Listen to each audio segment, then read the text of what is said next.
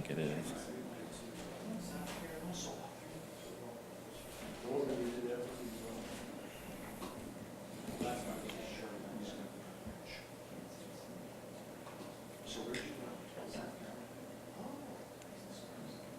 Ladies and gentlemen, let's call this meeting to order. We'll start with our pledge of allegiance. Please stand. I pledge allegiance To the flag of the United States of America and to the republic for which it stands, one nation, under God, indivisible, with liberty and justice for all. Thank you. Yes, sir. Begin with the approval of the minutes of the last meeting. Should all have received a copy of that in the board pack. Were there any additions, deletions, corrections to those minutes? Hearing none, I'll entertain a motion to approve. So moved. Second that. Have a motion to approve and second. Any further discussion? Hearing none, call for the vote. All in favor say aye. Aye. Opposed, nay. Motion carries. Okay. Move on to the approval of claims. And we have quite a few this afternoon, so if you want to lead us through, I have a couple questions too. While we're doing that, so Yes, you have lead off.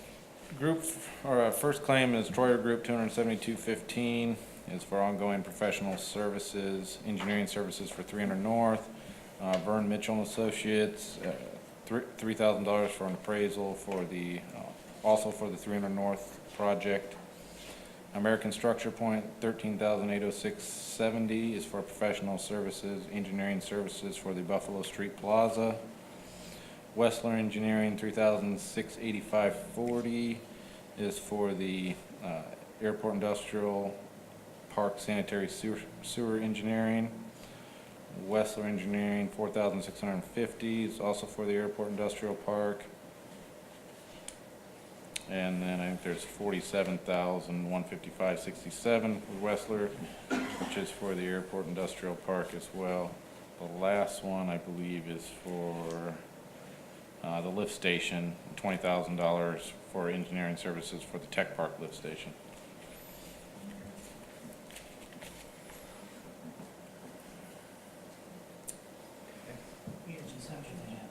Yeah.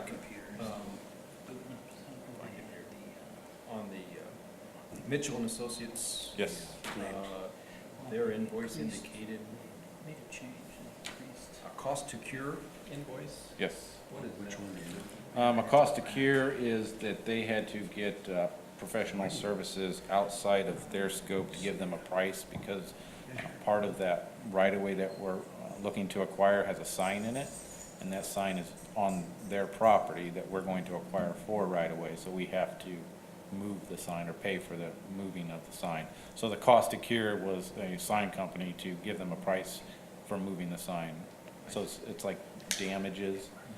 There's two different, for right-of-way, you're paying for the property value itself, and then you're also paying for any damages. So if you were moving a sign, you know, it could be a fence or Technically, it's a damage. it's a damage, yeah.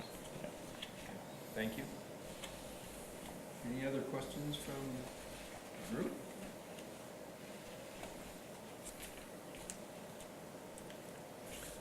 Move to accept as presented. We have a motion to accept as Do you have a as presented. Oh, Mike, Second. We have a second from Rick. Any further discussion? Mike might have a question here. Man, my computer's not coming up. I'm gonna blame that on Cindy. What's the, She's What were- not here. what were you thinking the question Well, was? Well, I wasn't even sure where it was. When I went through it earlier, I had a question, but I'm sure it's fine. Okay. Well, if you think about it, let me know. I'm sure I have an answer. Yeah. Yeah, we'll do that. There's one in here. Probably wasn't even there. From Wessler, it just said sanitary master plan. Yes, Is that for the master plan just for a certain area, or is it for the We've entered into a contract with them to do master planning services for areas of the city that are not currently covered by sanitary sewer. So they're kind of picking them off one at a time. We're doing a service study to figure out how we could provide service to that area. The first one was is north around the airport. So that is what that was for. I think you're addressing the question I had, sorry. Okay. I noticed there were two different Yes. increases. Yep, yep. Okay. The one was for, so when we initially did the technology park lift station design, it was to service hundreds of acres.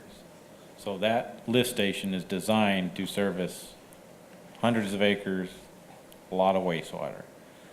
Initially, it's not going to be, it's so big that we can't have one little user pumping into it. So what they've done is they're designing and finishing up the design to basically temporarily scale down the lift station, and as development occurs, we'll be able to slowly build that lift station up to what its final end result will be. Does that make sense? So if you think about it, you have this huge lift station with these huge pumps. That's what it was designed for, because we designed it to handle The final product. the final product. But initially, all we're going to have pumping into it is one green mark, which is one John Deere dealer, and they're not going to have enough wastewater for us to drop in $200,000 pumps.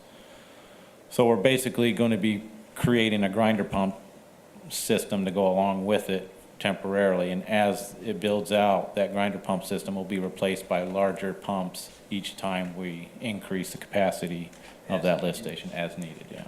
So where did the additional cost come in then? Well, the initial design was just for the shell. The only thing we were designing was the shell. We had no builders. So the idea was we'd finish phase 2, we'd shell out the lift station, and depending on who the first user was, ideally it would have been industrial related with more flows. We would then be able to scale those pumps and that lift station up depending on how development goes. Halfway through the design, in comes Greenmark, which doesn't have enough flows to warrant, putting in $200,000 pumps. So we're trying to, I don't want to say redesign, we're trying to under-design a system to go in tandem with the lift station we've built, which is basically going to be shrinking down the live well, the well itself, so that it's basically pumping more and it doesn't go septic. So we'll basically be building a smaller box inside the lift station. As we see more development, that box will be removed and the capacity of that well will be at full capacity. We'll drop bigger pumps and it'll service the larger area. How much more is that gonna cost as opposed to doing it all at once? I think we're looking at somewhere in the 20,000 range for the short-term solution. And how long would we, between? It depends. That could work for 10 years. It could work for 2 years. It depends on if we have, Development in there. yeah, if we have 3 industries that go out there, we could be dropping pumps in 2 years from now. That's unfortunately the gamble. Well, the good thing is we designed it to service a larger area, so we don't have to go back. We're not spending $200,000 and then coming back 5 years later and spending another $200,000 to upsize it, come back later and spend. I mean, that was the idea all along. We knew we were going to have some short-term costs, but the construction of the existing infrastructure will never be cheaper than what it is right now. So long-term, we have a lift station that will service for the next 30 years rather than building something that may only last for 5 years and then coming back and building something that may last for 15 years. So we were out there, we're digging, we're creating the road. It's best to put the biggest system in, knowing what our service area potentially was, and then we will upscale it as needed. Okay. All right, any other questions? Hearing none, we have a motion on the floor and it's been seconded, so I'll call for the vote. All in favor, say aye. Aye. Opposed, nay. Motion carries. Moving on to new business. The bond compliance certificate. Yes, this certificate is just our annual certificate for the Buffalo Street bond that we did for that project. This goes to the Huntington National Bank, which is the trustee on that bond issue. Just saying that we're in compliance with our insurance requirements. I'll move we approve that compliance certificate. We have a motion to approve. Second. We have a second. Any further discussion, questions? None, I'll call for the vote. All in favor, say aye. Aye. Opposed, nay. Motion carries. Certificate is approved as presented. And next, we have certified tech park consulting request.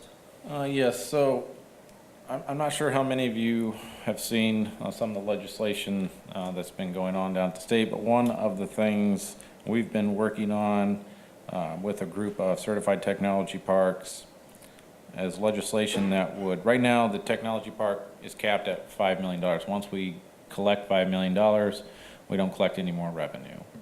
So we're going to build it. 5 million or 500,000? It's 5 million. No, I'll get to that here in a second. Okay. So certified tech parks are capped at $5 million. So we can operate and continue to do the certified tech park, but once it hits the 5 million cap, which is current state law, we receive no more revenue. There's been a group of certified technology parks, mainly a couple, one out of Muncie, one out of Fort Wayne, and then I think one that's controlled by Purdue. They've been working with legislators and a consulting firm to trying to change the state law so that once you reach that $5 million cap, you collect a maximum, or you can collect a maximum of $500,000 per year going forward. So instead of the funding ending for certified technology parks, it would continue, but it would be capped at $500,000 per year. So you could not collect any more than $500,000 per year. A lot of the technology parks operate incubators. So the idea here is that you would have, some funds on hand to continue those incubator operations moving forward in the future. A lot of them are tied to Research Park, whether it be Notre Dame, Purdue. I'm not sure the one in Muncie, if it's tied to Ball State or not, but it may be. So the idea is that there would be some future revenue after you would hit that 5 million cap going forward that would continue those operations. They have been working with a consultant, which I gave you a copy of the agreement with that consultant and the cost for those consulting services to pursue that legislative change. I did a little bit of math. That contract's been going on for about 2.5 years. If all the certified tech parks were contributing to the cost of those services, our costs over the last 2.5 years would have been around $3,000 based on the number of certified tech parks within the state. Obviously, this legislation moving forward for us, once we were to hit our $5 million cap, would be very important for our continual operation of our certified tech park. So certainly we're in support of it, and we've been supporting it with our legislators as well as with this group, but we not financially contributed to those services. My request to you is that we do financially support those services that they've been paying for. And like I said, if you do the math, roughly our cost would be around $3,000 if we were contributing on an equal platform with all those communities that have certified tech parks. And this would be paid out of professional services.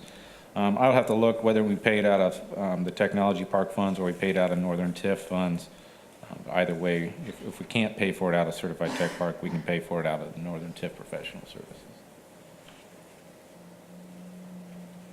So Jeremy, is this group just a loosely based group of cities or redevelopment commissions or mayors, or who's? Mostly redevelopment commissions.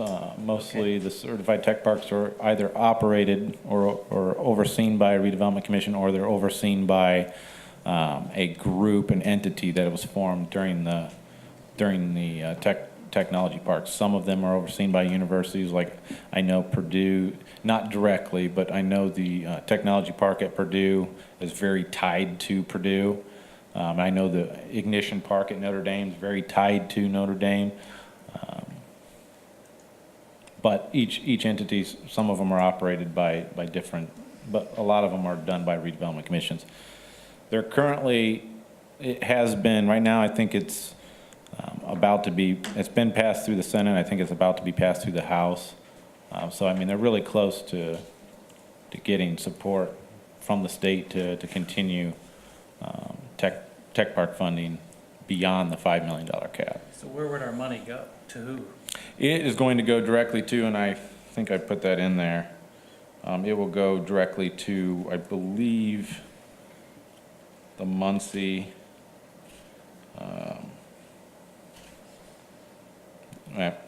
correct, Northeast Indiana Innovation Center, which I believe is the Fort Wayne one. So the Fort Wayne one, Northeast Indiana Innovation Center is the one the contract is under. So it would go to them to be paid towards those fees. Jeremy, I just wanted to add a couple things. First of all, the $5 million, you might have mentioned it, is over the life of the tech park. In other words, the city of Warsaw can collect up to $5 million before this would even be applicable to us. And we've got several years before we hit that. I think the important thing is we're reviewed every 3 years for the use of our tech park and the type of industry that goes into our tech park. And the state is looking carefully at how those tax dollars are, that increment is being spent. And they want to make sure that the tech park is being used for its original purpose. To that end, IEDC has come and talked to us about, how we're using our tech park. They review us every 3 years. But the state legislature, they don't want those state income tax going to increment if it's not meeting the intended purpose of the park. So I think the legislature has got they're keeping an eye on the tech park statute. I think Governor Daniels started this, and I think there was, about 30 tech parks in Indiana? 23, I think. 23. So there's a significant number, some much more high-performing than others. But I think the most important thing is that utilizing this group will help us keep a pulse on what the legislature is thinking on tech parks and the increment that they're providing their communities.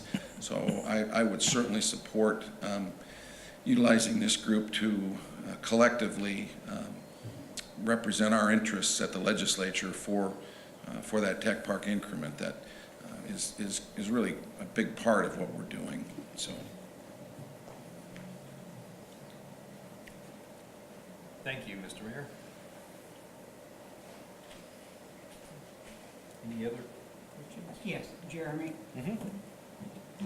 Yes. okay, it's $3,000 now. Are we gonna be asked for some more later? Could be. That's something I don't know. I'm only advocating that we pay what our fair share would have been if we had been procuring these services for the last 2.5 years. So bringing it up to date. Yes. So going forward, if they continue to contract with them, they would have to request more funds from us, which would come back before I would. So all I'm requesting you commit to is $3,000. Going forward, you'd have to approve more money going forward. Okay. Can that money come out of the money generated from the tech park? I think so. I want to check, and I'm going to ask them specifically where they're paying for these funds out of. But if it can't come out of there, we can pay for it out of the Northern TIF, because the certified tech park is in the Northern TIF district. Curious, of the 5 million, Mayor said that we're not even close to 5 million. Where are we? Yeah, and it's in your report. It's 1 million. It's roughly 1.175 million. Okay. So we've collected almost 1.2 million. Okay, so in 3 years, Mhm. we're not quite halfway there. It'll be interesting to see because obviously the new businesses that are out there are not reflected in this last go-around. So depending on what happens, we may see a significant increase because you're basically going from 0 employees to probably over 100 employees, and income taxes generated within, and the business is escaping me, but the one that, Patrick Industries, that occupied the Shell building and doubled the size of that. And then with us currently pursuing a second Shell building out there, we hope to continue to grow that. So while right now it's at a little under 1.2 million, within 3 years, we could be closer to that 5 million. Yeah, I can see where it would snowball, just Yeah. exponentially get bigger quickly. Yeah. Okay.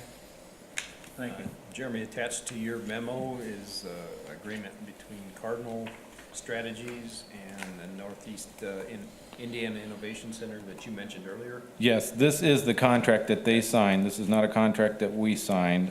The funds that we would be sending would be directed to Northeast Indiana Innovation Center for the payment of the contract that they've signed with Cardinal Strategies. As our contribution. As our towards- contribution, towards yes. this. Okay, just wanted to Yes. clarify that, thank you. I'd make a motion that we pay the 3,000. And I would second that. Okay, we have a motion and a second to pay $3,000 towards this contract. Any further discussion? Hearing none, I'll call for the vote. All in favor, say aye. Aye. Aye. Opposed, nay.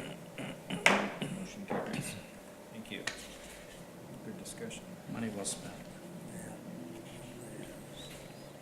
Okay. So, move on to the Yes. Whistler Amendment 1. Yeah, so these are the two amendments we kind of just talked about. So the original scope of the lift station, Tech Park Lift Station, was basically design the shell to serve based on a surface area. Obviously, with a user there, we've had to modify it a little bit. So the amendment is to increase the lift station design fee by $20,000 and add $5,000 for a low pressure system design. So basically a $25,000 increase to the original design cost, which was $67,000.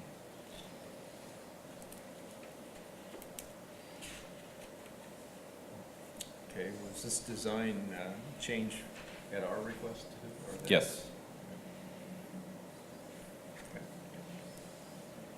Any questions? So by making it smaller, I can see why you might want to make it smaller, but can't a bigger pump do the same thing at just a lower? It could. The problem is the bigger pump won't cycle fast enough because of the size of the well. Such low volume. So the issue is it would go septic, and then you have sulfides that basically destroy your equipment and blah, blah, blah. I'm not an engineer, but basically it's not going to work. Okay. So Blah, blah, blah is this not will, technical issue. yeah, so this will shrink it down to where you're basically pumping more frequently, and the sewer won't go septic. Okay, you've answered my question. Okay. In both cases, I think. Okay. Any other questions? Hearing none, I'll entertain a motion. So moved. Move approved. Move to approve. And I'll second that. Okay, we have a motion to approve and second. Any further discussion? Hearing none, we'll call for the vote. All in favor of approval, say aye. Aye. Opposed, nay. Motion carries. Next, Wesley. Yes. So the second amendment is to the Airport Industrial Park sanitary sewer improvement. So the initial engineering fee was based on design. There were some additional increases to the design service by $30,600 for additional compensation, and then I think there was a $6,780 increase for I think it was the permit phase.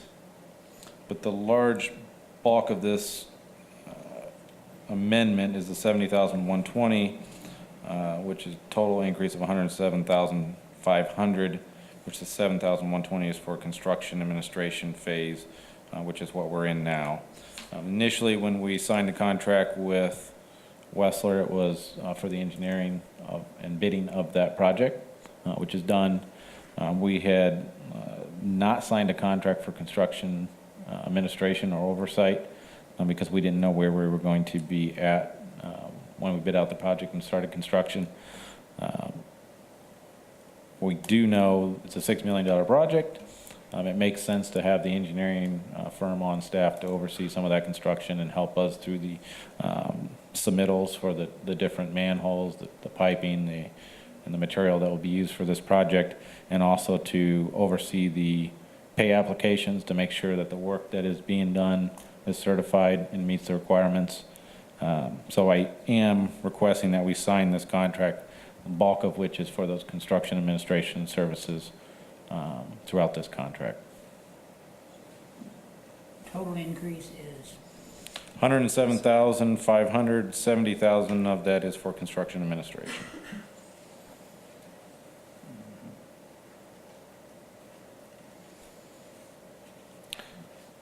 And it does break it down. I didn't go into great detail, but some of the increase was for the requirements for the NDOT.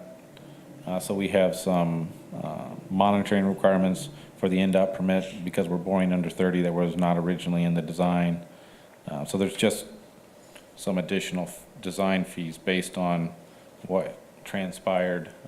We had some additional fees for getting the legal descriptions. I had requested that they get the legal descriptions for the easements that we needed rather than me trying to subcontract out and go between Wessler and a surveyor to describe those properties. I just told them to subcontract with those services, so we didn't have a middleman. I So don't blame you. the construction administration phase was not part of the original. It was not part of it. We did not know. Myself and James had a lot of conversations about whether or not we would have the manpower to do it. We do have Dale at wastewater who's going out there periodically to oversee that, but we still don't have the manpower to have someone oversee the claims and the material processing to make sure that the specifications meet the construction documents. So that's what they will be doing, and overseeing the monthly construction meetings as we meet with the contractor. We met first time this afternoon to go oversee their progress, where they're at, review those pay applications, review those design submittals, because every manhole gets submitted, pipe, any kind of material that's used gets submitted for approval for the specifications of the design and the document. That's basically those construction administration services.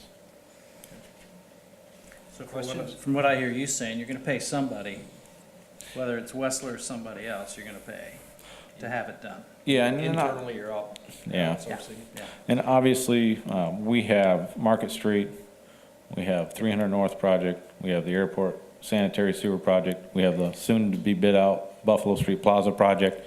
There's only so many of me to go around and James to go You can't clone around. yourself. And with James being out right now, like I said, we had a lot of conversations. We were going to play it by ear to see how much we could do in-house.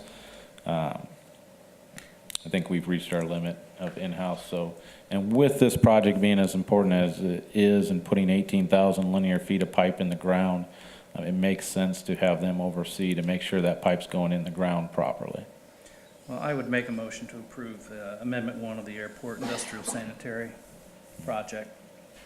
Okay, we have a motion to approve as presented. second, We have a second. Any further discussion, questions? Hearing none, we'll call for the vote. All in favor say aye. Aye. Opposed, nay. Motion carried. Thank you.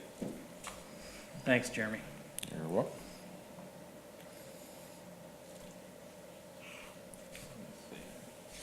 And the Warsaw Redevelopment Commission and Authority financial report. So as we've done for the last half a dozen years or so, you do have before you the 2019 financial report, which goes over last year's expenditures and budgeting for 2018. It gives you the budget for 2019, and it also has in it the new TIF impact requirements, which I think start at page 22. So all those requirements we're putting in one report, and at the same time I'll give the public presentation that was advertised for today on that TIF impact. So that way we basically get all of our state requirements for reporting out of the way. Once I present this to you today, we'll do the TIF impact, and then I have to upload all this information, well, with Lynn's help, onto the state server. So it'll all be loaded up by April 15th by the state's requirements. So it's pretty similar to the years past. It has the Redevelopment Authority and the Commission board members. It has the 2 employees of the city that are paid out of redevelopment funds, myself and James Emmons, the city engineer. Gives you the 2018 revenue and balances. On that particular table, could we insert the summary of the expenditures in there so it adds down and across? Yeah, we could, in the future. I mean, I can do it, but it's not going to be printed for you. That's fine. It's in the second table. It is, yeah, yep. But if you look at it, page 3, that doesn't, you got the revenues in there, and the expenses are on the next page, but I think it would be a better presentation. It is not, Expenditures added. it is not in that table. It's in each district's Right. table, but yes, it's Right. not, I did not put it on that And table this specifically. being a summary table, really, it's just the summary numbers would be fine. That could be done. Thank you. 2018 budgets and expenditures, and then it gives you the 2019 budget. And then it goes through each district, giving you the outstanding balances on any bond issues, revenue, budgets, as well as kind of a project forecast, expected projects. And the most important part of this report is, while it lays all that out for you, it also gives you an idea of where our debt payments are at, where our revenue's at, where our project obligations, or where our development plan, the projects laid out within the development plan are at, and also allows you and the city council to be able to review each district to see if there are any reason to pass through any revenue. This is always so well done, Jeremy. Kudos to you. Thank you. It's a lot of work. It's a lot of work. I want to emphasize that. So all that information's in here, and certainly you can review it. This is not something you need to approve. It's just our requirements to report to the state. So this meets all of our reporting requirements in terms of all those, the debt obligations, the project list, and the revenue. And then I'm going to give this the same, this is pretty much a carbon copy of the presentation I gave a few months back, because they changed the legislation in the middle of last year, required us to do a TIF impact public hearing. I think we did it in October or November of last year. Since we're doing this, since we've always done the report at around April, it makes sense that we do the TIF impact presentation at the same time we're doing the report. So I'll give that presentation.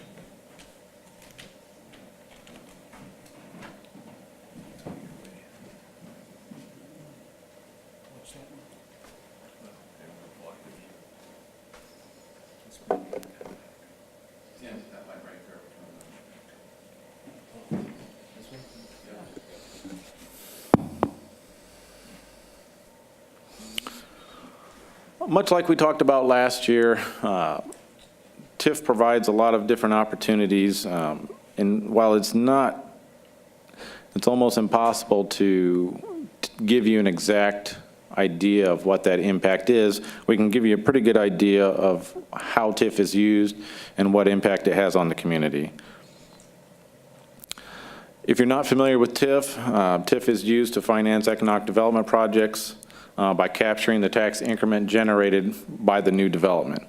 So a TIF district has an underlying base AV, and then it has an incremental AV that is captured, and ultimately all TIF districts expire at some point. So the base AV never changes throughout the project or throughout that TIF district. When it was originated, it would have had an SS value of X. Any increment over that is what the TIF district captures, so it does not directly affect what was there existing. It only captures what is created. All TIF districts now expire. There used to be, the central TIF district did not have an expiration date. That was changed a few years back, which is why we did the bond issue for the Buffalo Street project, to extend the life of that TIF district to an additional 25 years.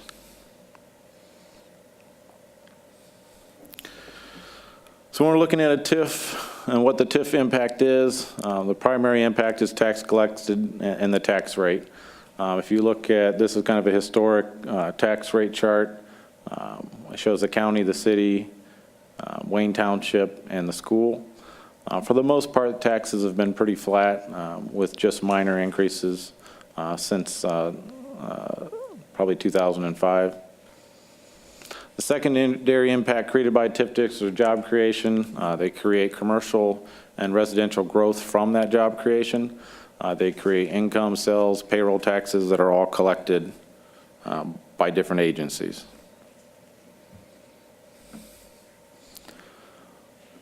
This just gives you a budget over that same kind of time period from 2009 to 2018, just shows you the different entities and their budgets. For the most part, it hasn't increased dramatically. Assessed value growth, same, pretty steady growth for all those different entities. And the reason I'm showing this is the big push is that TIF dramatically impacts taxing agencies. And if TIF dramatically impact taxing agencies, you would see within the chart where that TIF was impacting those agencies. But the reality is everything's pretty steady, not increasing too much, not decreasing, pretty steady growth. So how do we quantify the impact? There are kind of three different ways you could potentially quantify TIF impact. One would be, which is what TIF is based on, is no TIF, no development, no taxes generated. So the idea that TIF districts are created to generate development. If you don't create a TIF district, you're not going to have the increment, you're not going to be able to do the infrastructure projects, you're not going to have the growth, therefore you're not going to have any revenue. That's why the base AV is collected by all taxing units and continues to be collected by taxing units. The only thing we're collecting is the increment.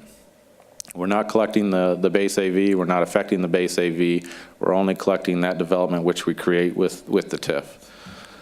The other way to look at it is the value of TIF districts after factoring in the funds generated by an economic development project. When we look at that, you could stick with the base AV and then look to see what the impact would be once you factor in that project and its impact on those taxing agencies. The third way would be factoring in the potential TIF margin, which is associated with TIF revenue. Similar process, but then you're factoring in some additional impacts that could be income tax, sales tax, payroll tax, and so forth. So if we look at no TIF, no development, if the funds to build the infrastructure improvements aren't generated, the ability to incentivize or attract that industry or that development isn't there. An example would be the Northern TIF District, which has the Warsaw Technology Park, the Eastern TIF Commercial District along US 30, and the Airport Industrial Park. The point of this chart is to show you the assessed value of the Northern TIF District as it relates to the assessed value of the Airport Industrial Park we just annexed. Northern TIF District has seen about $100 some million in growth over the last 14 years or so. The Airport Industrial Park has seen a couple $100,000 in growth. So the idea is we're creating projects, we're creating infrastructure that creates growth. If you don't have the infrastructure, if you don't have the projects, you don't get the growth. You may get some minor growth, but it's not going to have a huge impact on the different taxing agencies because the growth wouldn't be there. If you look at taxes generated by the Northern TIF versus the Airport Industrial Park, right now the Northern TIF generates right around 2.8 million. The Airport Industrial Park generates 260,000. So we are creating revenue that we're capturing to continue to incentivize growth, which will eventually expire and be collected by all taxing agencies.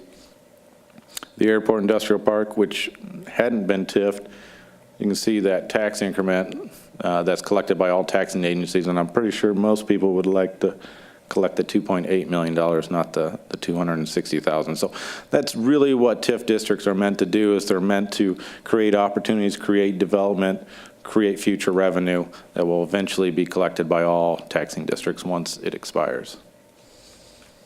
AV growth from 16 to 18, just in that short period of time, the Northern TIF district grew by $18 million. The Airport Industrial Park grew by 200,000. So in a 2-year period, the improvements, the projects we've created, have created $18 million. No improvements, no projects, you don't get much AV growth, and most of that growth is probably just by the changes to the assessed valuations of the individual properties. It's not necessarily based on new building or new growth occurring.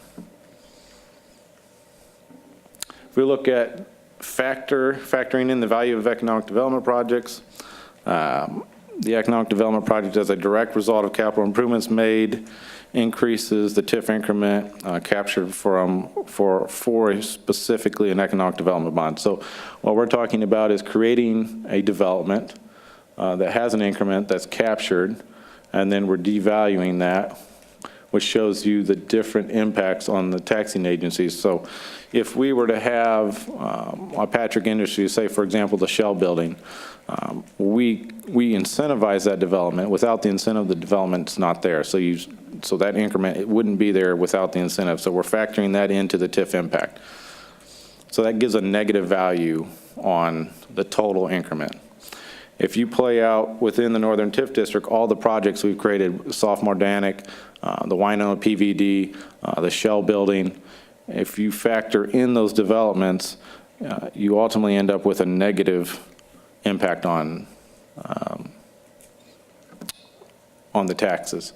So instead of collecting more taxes, the different taxing agencies would actually more likely have a negative impact. And that negative impact would be based on the fact that those projects don't exist.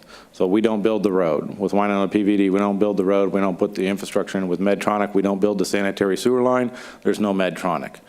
So those bonds serve specific purposes that created specific infrastructure that created those projects. Without those bonds, without that money, without that TIF revenue being captured and paying for those projects, you don't have them. So that has a negative impact on all the taxing agencies. That's revenue that would not have, that is there now that would not be there. Central TIF, same thing. With the Central TIF, the original bond within that project was the Zimmer Biomet headquarters. So you take out that impact, you take out those taxes collected, you'll see the decrease from the increment with ZB. When you factor in the Z Hotel, which was also a project that was created by Zimmer Biomet's headquarters being downtown. Without Zimmer Biomet's headquarters, you don't have the Zimmer Hotel. It has another negative impact. Because the Zimmer Hotel was created and it was not within the TIF district, it significantly has an impact on all taxing agencies. So you would actually collect less taxes as a taxing agency because we would not have the Zimmer Biomet headquarters. Therefore, you wouldn't have the Zimmer Z Hotel. Eastern TIF is a little bit newer. The Eastern TIF district was created with the Meyer development with the intentions of being able to create an increment to sewer the Airport Industrial Park. So when you factor in some of the projects we've done, whether it be Anchorage Road, Husky Trail, the Parkview, Mariners Drive improvements, you factor in all those improvements we've done and the corresponding taxes collected from them, you would still see some increment being captured that otherwise would have went to other taxing agencies, but the impact is a lot less significant than if we were to have a TIF district at all. There's not much to say about Winona Interurban TIF. We continue to work on it. It's primarily the GACI project. The GACI property doesn't generate much taxes. We haven't been successful in getting a project there, so the impact on anyone's not great because you're not collecting taxes, we're not collecting taxes.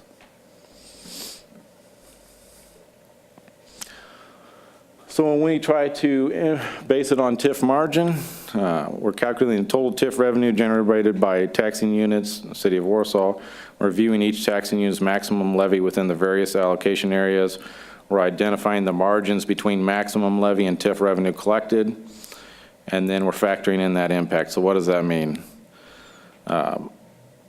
Just because we're collecting TIF doesn't mean that that is a dollar for dollar collection by all taxing agencies, because everybody has a max levy, and if you're already pushed up on that max levy as a taxing agency, you can only collect that max levy.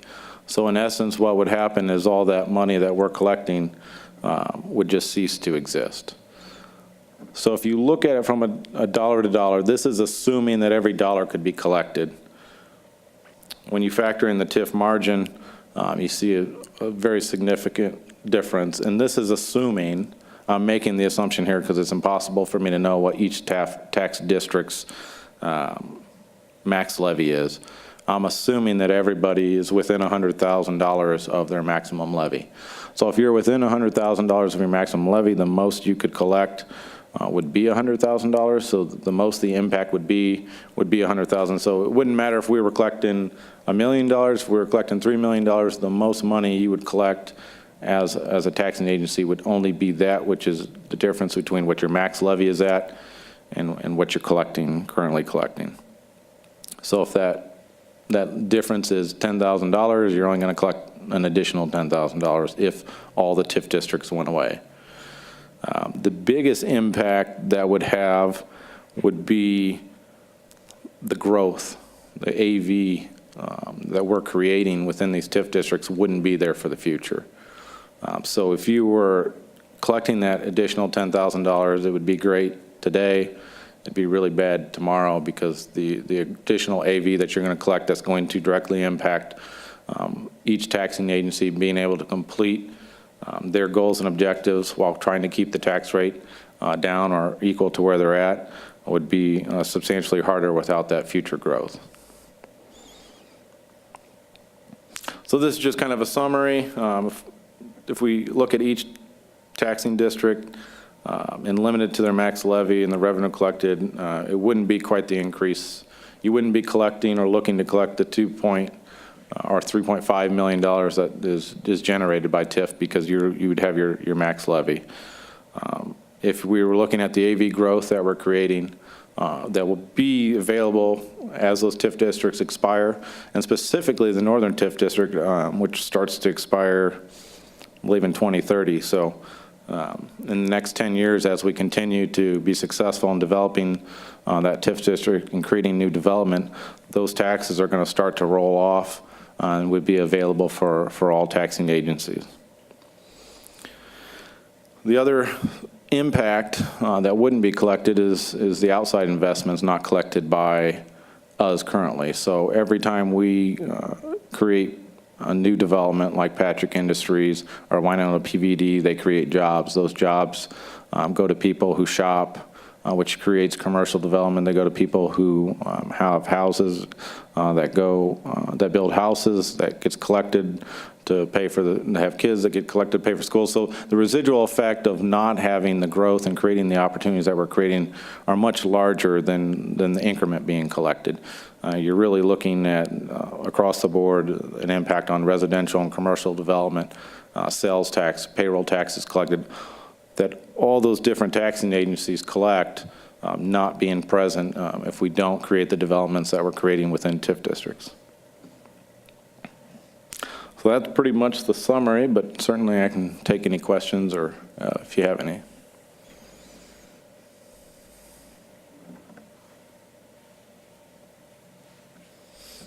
No questions?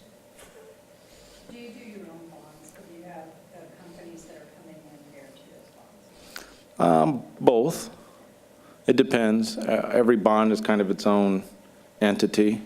It depends on the type of project. Medtronic was a company purchase bond. Some of the other bonds are revenue bonds, so they're based on revenue. Some of the bonds that we do are project specific, so they're paid for by the taxes created by them, but we did open market sell the bond. So everyone's a little different. It depends on the project. It depends on what we're using the funds for. You know, is it an infrastructure project where we're, like on Buffalo Street, where we're directly building infrastructure? Does it go to personal property to incentivize the company, like Medtronic, or why not a PVD? So every bond is kind of its own animal. It just depends on the project. Can you do a shell building? Mm-hmm. Who's bonding? Well, ours are a little bit unique in that we have a development partner that we're working with. So it's not a bond. Right now, we are the two shell building projects we have done have been all paid for with cash that we're developing or creating, have collected from the Northern TIF as we've been successful in developing that area. So when we created phase one of the tech park, you saw the creation of Banner Medical, which pays taxes. We use those funds and revenues to incentivize the shell building, which is now occupied by Patrick Industries, which will eventually pay taxes. So it's kind of a cycle for us. We're trying to use as much cash as we can to create the development so that we're not bonding. The only time we've bonded has been to specifically incentivize a development depending on what their needs are. All right. One last question. Mhm. Are Patrick Industries, Yes, are they leasing that building? they are leasing. So they're not going to own that building?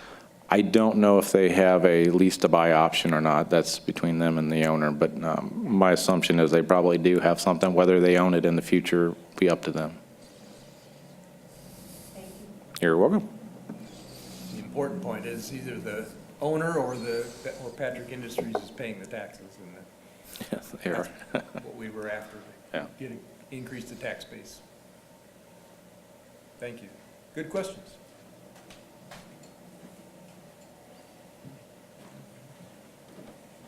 Thank you, Jeremy.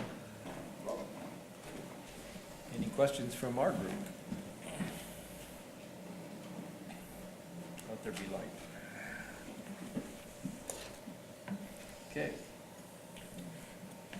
So you have the 2019 financial report. We will submit, I'll work with Lynn. She does an excellent job in helping me navigate the state's website, and we'll get all this information uploaded, and it'll meet our reporting requirements. As I recall, we do not have to approve it as a commission. No, it's just, it's our obligation to provide the information to the public. So the easiest way for us to do that is to create a report that can be uploaded to the state server, and we'll have it available. I'll work with Stacy and put it on our page so that anybody can download it, read it, print it. And Rick did point out a typo. I did fix that. Unfortunately, I'd already copied off everything, so you can adjust that. But in the tech park section, I didn't change the last two dates to 19, so when you're reading through and looking at the budgets, it says 2018 when it should say 2019. And the reason this report is more involved is last year the regulations came out in the middle of the year, so we do not have time to incorporate all of the regs into the report from last year, but they are included this year. Yes, I tried to get this into your hands prior to us doing budgets for two reasons. I like to think it provides you a lot of information. When we're doing budgets, it allows you to know what projects we're pursuing next.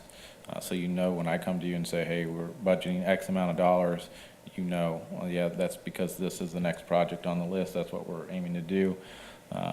It also gives you the balances, so you know where we're at, what we spent, what our revenue is, where our funding's at. So it gives you all that information. So when we're doing budgets, you're not in the dark. You've got no excuse, you got this. Okay? Any other questions come before this group? Yes, could you just briefly update us on GATKey? Yeah. Unfortunately, there's not much movement on the Gecki property or project. I know we had initially had a development agreement. I wouldn't say development agreement. We had a moratorium to allow them to do some research to figure out whether or not there was a development to be had. Currently, those individuals that were looking at that development are not in a position to move forward at this point in time. So it's been kind of pushed on the back burner. Not to say that they wouldn't come back, 6 months from now. I can't say that they wouldn't, and I'm not going to say that. But as of right now, it is not a high priority moving forward. Okay, so that extension agreement has expired. Yeah. I was just gonna say. Okay. I would suggest that next month, this be on the agenda so that we can figure out the next step. Because before these people came forward, after working on this for Mm-hmm. 9 to 10 years at least, we were gonna tear it down. Don't disagree. I will say that we have, and we can talk about this next month, or we can talk about it now. It's up to you. But Gecki was one of the properties we included as part of the EPA grant through MACOG. So it's on that list. It's got some things, some other options that's moving forward depending on the EPA grant. It initially is an assessment grant that you would then reapply for later. That would be potentially for some cleanup money, demolition money. So we are pursuing those same options, just in a different capacity than we've done in the past. Fortunately and unfortunately, the EPA grants were competing against the entire United States, so there's no guarantee that we're going to get it. We hope that being a part of MACOG and being a larger region, that will be more successful in potentially getting grant money. But until we find out, I mean, we're still competing with everybody across the United States, so.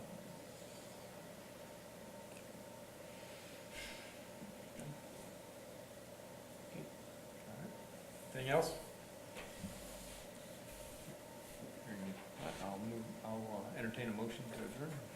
So moved. Second. Motion. All in favor, say aye. Aye. We are adjourned. Thank you very much. Thank you all for coming. Anything Thank you very much. Nice to see you, Jody. You